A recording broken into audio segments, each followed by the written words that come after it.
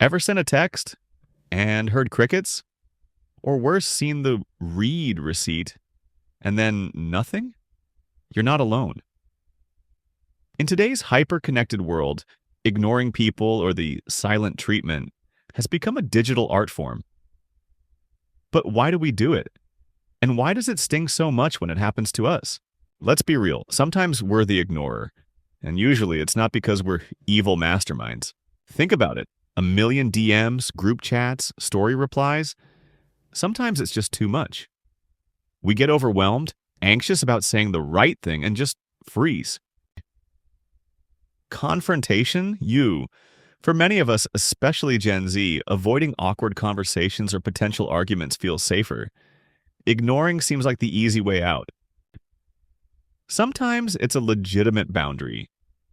Someone's being pushy, disrespectful, or just draining. Ignoring can be a way to protect our energy and mental health. But let's be honest, it's not always the best way. And then there's the less healthy reason, trying to gain control or punish someone, making someone stew in their own uncertainty. Yeah, not cool. Okay, but why does it feel like a punch to the gut when we get ignored? We're social creatures. Our brains are literally wired for connection. Being ignored can trigger the same pain centers in our brain as physical pain. Seriously. The worst part? The ambiguity. Are they mad? Did I say something wrong? Are they even okay? Our minds fill in the blanks, usually with the worst case scenario. It's called social anxiety's playground.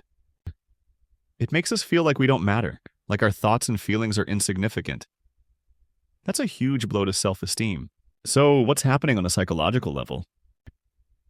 Psychologists call being ignored ostracism. It's been around since caveman days. Back then, being ostracized meant death.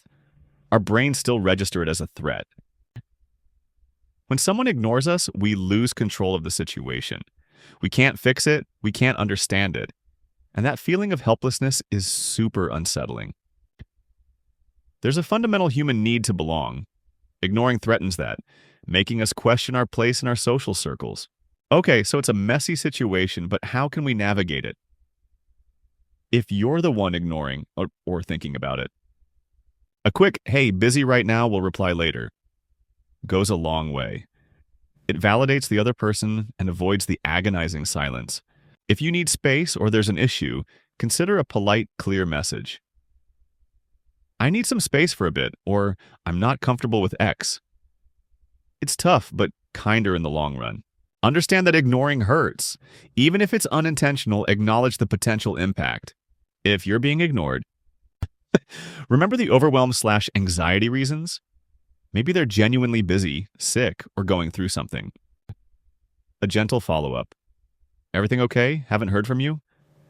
is fine. If still no response, don't spam. Give them space. Their lack of response doesn't define your value. Reconnect with friends who do engage. Focus on your hobbies.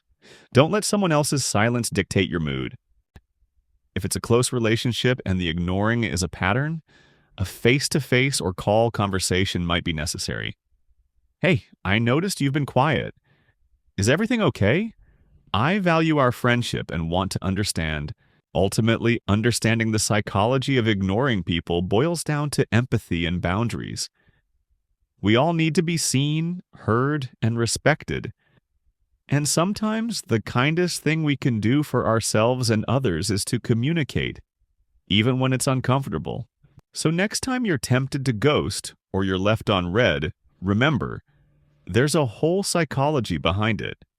And a little understanding can go a long way in making our digital and real interactions a little less silent.